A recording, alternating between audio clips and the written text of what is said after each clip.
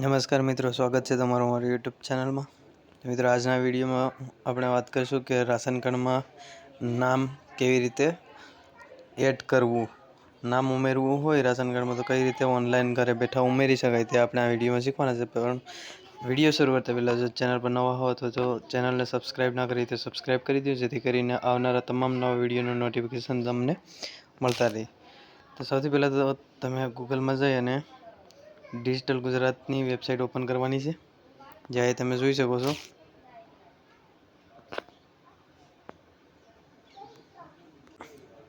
આવી રીતે ડિજિટલ ગુજરાતની વેબસાઇટમાં તમારે સિટીઝનવાળું લોગિનમાં ક્લિક કરવાનું છે.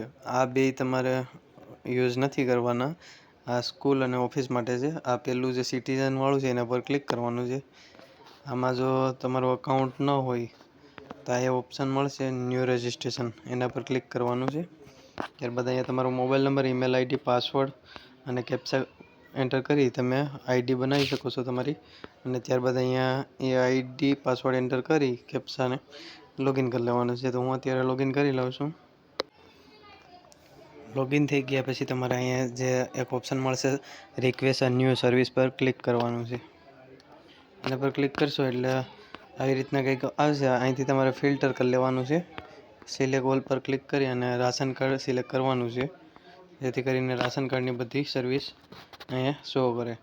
તો અહીંયા તમે એક ઓપ્શન જોઈ શકશો, addition of name in ration card, એના પર ક્લિક કરવાનું છે. એના પર ક્લિક કરશો એટલે અહીંયા તમને ઇન્ફોર્મેશન આપશે કે કયા કયા ડોક્યુમેન્ટની જરૂર પડશે. તો એક તો ઓરિજિનલ રાશન કાર્ડની જરૂર પડશે. ત્યારબાદ ઇલેક્શન કાર્ડ અથવા પાન કાર્ડ.